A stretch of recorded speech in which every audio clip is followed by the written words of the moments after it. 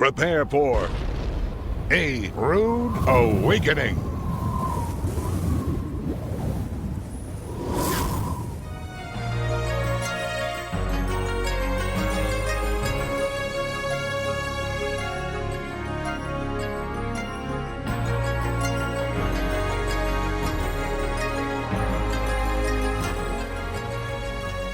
And so what we're going to see is Jeremiah said that I will raise unto David a righteous branch, Samach. Now every time that the word Samach appears in the Hebrew Scriptures, the translators translate it with capital letters as branch. Why did they do that? Because every single translator and every rabbi through history recognizes that the word Samach is only used in reference to the Messiah, and that's why it's translated with all capital letters. I will raise unto David a righteous Samach, a righteous branch. A king shall reign and prosper, and shall execute justice and judgment in the earth. And so we see that Matthew is the gospel that depicts the Messiah as the king from heaven, as he lays down the rules for those who desire to enter the kingdom of heaven.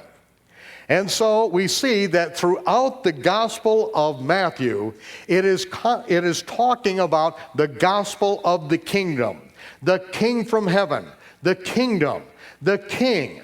You will see all through the Gospel of Matthew, over and over and over, this thread that goes through the entire Gospel.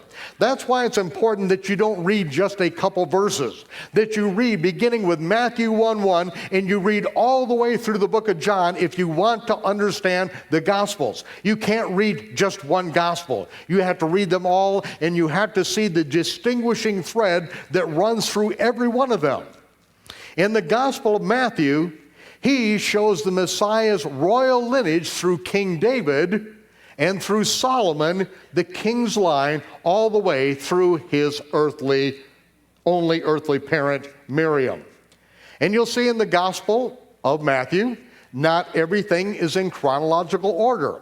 There are some points in time where Matthew will take things that happen over a 2 or 3 week period of time, and he will tell each one of these incidents, but he's not telling them all in chronological order. He's telling them because he is illustrating the Messiah as the king from heaven, laying down the rules of the kingdom of heaven. It is in the Gospel of Matthew that Yeshua says that there is an extremely narrow gate that leads to life, and very, very, very few people will ever find it. But the gate and path that leads to destruction is extremely broad, and just about everyone is going in that gate. That gate is the gate of religion. Everyone on the planet is religious. Even atheists have a religion. It's called evolution. But yet, religion is not the answer. He is saying that the king from heaven is laying down the rules and the path of how it is to enter the kingdom, the gate that very few people will ever look for. And so Matthew gives us the first layer. In Mark, we read, "Behold, I will bring forth my servant, the Samach, my servant, the Samach." And in the Gospel of Mark, we see the Messiah depicted as the servant, serving those who desire to enter the kingdom of heaven. And so throughout the Gospel of Mark, we see in straightway, immediately, and forthwith, immediately, throughout, all the way through. See, we are not given any lineage of the servant, because it doesn't matter where a servant comes from. It doesn't matter who his parents are. It doesn't matter his economic status. It just matters if he is doing the work that he is sent to do. We see that no moss is growing under Yeshua's feet. We see that the Gospel of Mark and Luke are going to synchronize together to give us a chronology that we don't see in the other Gospels. But in order to see it, we have to see that it is immediately, straightway, forthwith, the Messiah is living and serving and doing the work of a servant, and this is what he asks us to do as well. Zechariah said, behold, the man whose name is Tzemach. The man whose name is Tzemach, he shall build the temple of the Lord. Luke depicts the Messiah as the Son of Man. And that is a terminology we read throughout the Gospel of Luke. The Son of Man living the Torah, living the constitution of the kingdom of heaven among his fellow men. And in Luke 1:3 we read, having an accurate understanding of these things, I have undertaken to document these things in chronological order from the very beginning. And so the Gospel of Luke then details the Son of Man living out the rules of the kingdom, and he does it in a chronological order that is absolutely dead on accurate. And Mark backs him up on every single detail, and we will see how these things work together with incredible perfection. We actually see it starting out with Zechariah and Elisheva, who are both sons and daughters of Aaron, and yet with all the commandments that apply specifically to priests, we see that in all the commandments and ordinances of the Lord, they were absolutely blameless. We see that the Son of Man and man whose heart is right with the Almighty can live out the commandments. They are not grievous. The rules and regulations that men make up, they are extremely grievous. But the rules of the Almighty are simple. They're not that hard. And then we see finally, Isaiah says, beautiful and glorious shall be the Tzemach, the branch of the Lord. He shall wash away the filth of the daughters of Zion. He shall purge the blood of Jerusalem. And the Gospel of John depicts the Messiah as the Son of God, the sinless Lamb of God. And we see that only sinless blood qualifies as the substitutionary sacrifice. We see that the substitutionary sacrifice had to be a male lamb of the first year, without blemish, without fault. And we see that every woman that is upon the earth, the way that the Almighty created the woman's body, she contributes no blood to her offspring. When a woman is pregnant and she eats, the nutrients from her body pass through the placenta, and then the child's blood will pick up the nutrients on the other side of the placenta. The woman's blood and the child's blood can be, and as many times is completely different, because a woman does not provide the blood to her child. The blood comes from the male side. And that is why we see that Yeshua, the Messiah, must be the Son of God, because his blood must be sinless and uncontaminated by the sin of man. And so we see in the Gospel of John over and over, the Lamb of God, the Son of God, the Lamb of God. John said, I have not written everything that could or should be written about the Messiah, but the things that I have written are that you might know that Yeshua is the Messiah, and that believing you might have life through his name. And so now we have all four Gospels, and we are going to see how all four of these Gospels, the chronological order, show us exactly Yeshua's ministry being fulfilled in 70 weeks, 490 days. But yet, there is also another picture that we'll show in a minute. But again, we're going to take each one of the Gospels. We're going to then lay them over top of each other. We're going to print it until we develop the accurate picture of Yeshua's ministry. And yet there's another picture. You may think that's upside down, but the book of Revelation shows the Messiah coming and ruling the earth, and he's going to turn the world upside down, so that picture is going to look right when he gets done with it. As Jeremiah said, I will cause the Tzemach, the branch of righteousness, to grow up unto David. He shall execute judgment and righteousness in the land. John records the good news of the revelation of the Messiah as the Almighty Judge. And as we read in the revelation of Yeshua Messiah, how long, O Lord, holy and true, dost thou not judge and avenge our blood on them that dwell upon the earth? He said, just wait a short time, because it's not much time after that that the heavens departed. And I beheld a white horse, and he that sat on him was called Faithful and True, and he doth judge and make war in absolute righteousness. This is the revealing of Yeshua as the conquering, reigning king. This is the book of Revelation. This is the fulfillment of the fall feast, and this is where we are heading in the end of this. Now I'm going to share with you now, as we begin the Gospels, a very important point. Through the years, I've seen many people come over to Israel, and a lot of them think that they're immediately going to turn the world upside down, and they're going to witness and win everyone to the Messiah.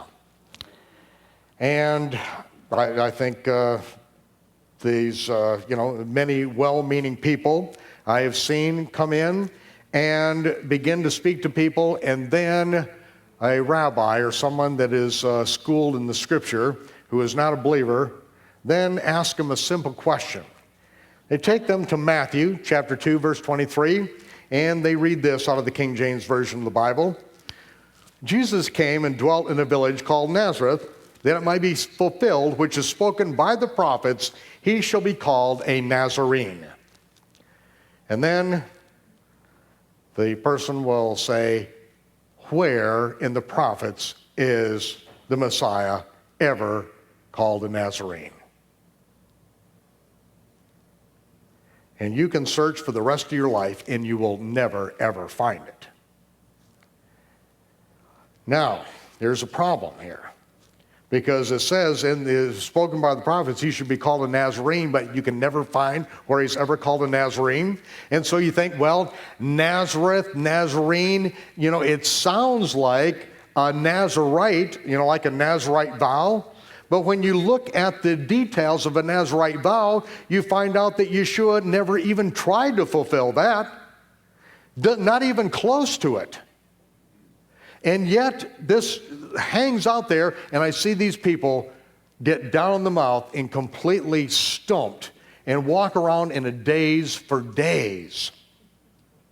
Well, there is an answer to this. Because Isaiah prophesied and said, there shall come forth a rod out of the stem of Jesse, and a branch shall grow out of his roots.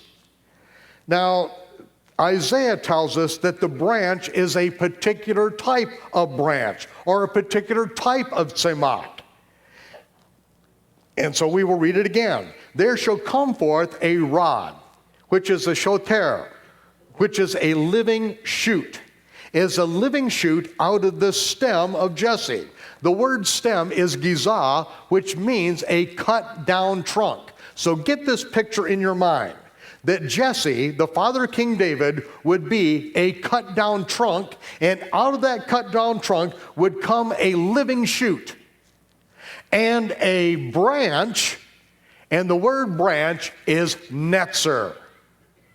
A branch shall grow out of his roots. Now, a netzer is a shoot that grows out of the original root system of an olive tree, but it springs up later and somewhat distant from the original trunk. Listen to this very carefully, because a netzer is a very precisely defined agricultural term that applies only to an olive tree. Because an olive tree, you can cut down the trunk of an olive tree, and generations later, out of the original root system, a living shoot will come up that is removed, somewhat distant, and at a later time from the original shoot. This is what the prophets have spoken of, that the Messiah will be a tzemach, a branch, but that branch is a specific kind of branch, a netzer. Now, this is an olive tree in the land of Israel. There's a lot of foliage here in the foreground from another tree, but this trunk is nearly 2,000 years old. There is very little that's growing out of this original trunk. It is hollow, it is dead, it's decayed. However, about 1,500 years later, this is when a netzer shot out of the original root system over here on the right-hand side. 1,500 years later, and at a remote time and somewhat distant from the original trunk. That is what a netzer is. So now when we read this, Yeshua came and dwelt in a village called Nazareth. This is right down the road from my house. That it might be fulfilled, which is spoken by the prophets, he shall be called a netzer. That is what the prophets call him, a tzemach, which is a netzer, coming out of the original olive tree of King David's family, but removed in time and somewhat distant from the original trunk. Now, watch how the story develops. Because two families of netzer from the lineage of King David are what's recorded in the Gospels. In Matthew, it says that David begat Solomon, who begat, and it gives us a family tree. Now this is David begetting Solomon. We have the kingly line, do we not? And he then, after many generations, it says that Jacob begat Joseph, the Givrah of Miriam. Now in the King James it says that Jacob begat Joseph, the husband of Mary, but we have to remember that the Bible wasn't written in English. In fact, the English of Matthew was translated from the Greek. But all the early church fathers said that Matthew wrote his gospel in the Hebrew language. And several did their best to translate it. Now we know that our Greek translation of Matthew came from the Aramaic because Aramaic words still remain in the Greek text. But all we have to do is go back to the Aramaic, and this is how it reads. Jacob begat Joseph, the Givrah of Miriam. Not the Baalah husband, but the Givrah, the mighty man, the father of Miriam, as whom was born Yeshua the Messiah. Now when we do this, we find out that there are actually 14 generations then. That Miriam's father, his name was Joseph, and his father's name was Jacob. So Miriam's father's name was Yosef ben Yaakov. Yosef ben Yaakov. Okay, that's what Matthew 1, 6, and 16 say. So Yeshua was a netzer, a direct descendant from King David through his only earthly parent, Miriam, the daughter of Joseph. Now, in Matthew 1:17, it says that Joseph, Miriam's husband, Baalah, being a just man, not willing to make her a public example, was minded to put her away privily. This is a different Joseph. This is Joseph ben Eli. And Joseph ben Eli, we go to the Gospel of Luke and we see his lineage. The English translators, seeing both men named Joseph, made the mistake of calling both of them her husband, whereas the Aramaic says one is her husband, her Baalah, the other one says father, Givrah. Now, we're going to see that Miriam bat Yosef was married to Joseph ben Eli, who was a netzer of King David through Nathan, the son of David. And that's what we read in Luke chapter 3, verse 23, and then further on, Yeshua was the supposed son of Joseph, who was the son of Eli. Not Jacob here, was he? So she was married to Joseph ben Eli. And then we take the family tree all the way up and find out that David's son Nathan was the family tree of Miriam's husband. Now it begins to make sense. Except, why did two family lines of King David live in the village of Nazareth? 265 years before the Common Era, that is when Antiochus Epiphanes, a Syrian Greek general, came in and occupied Jerusalem.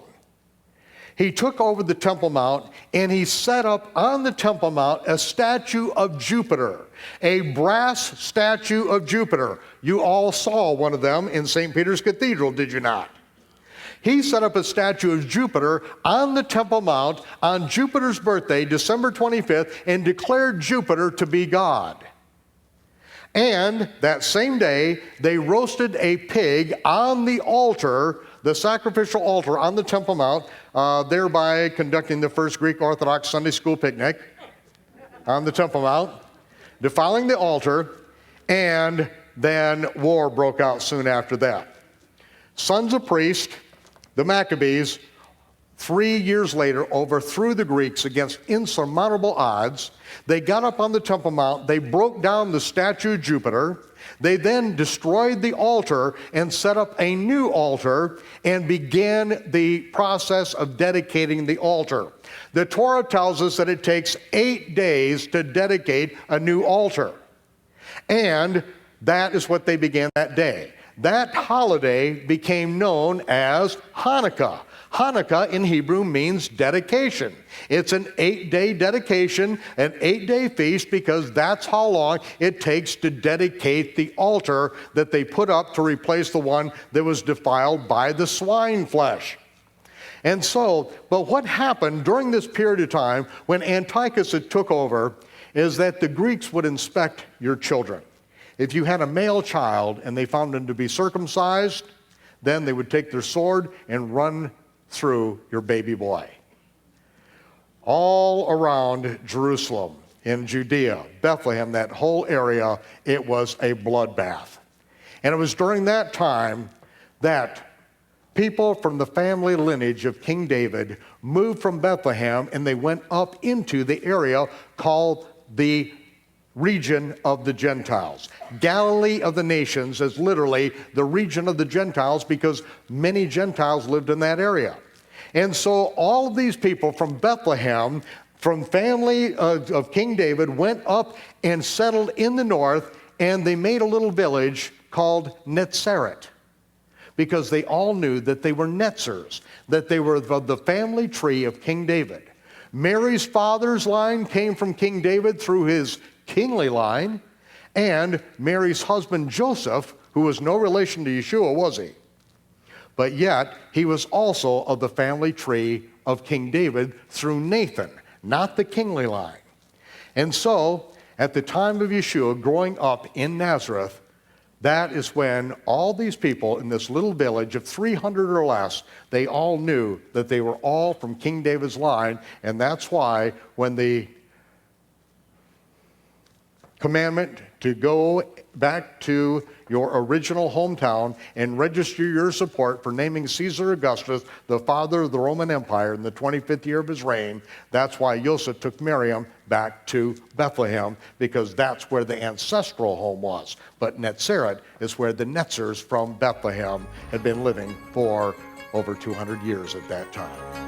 And so now we begin to understand a little bit more of the rest of the story.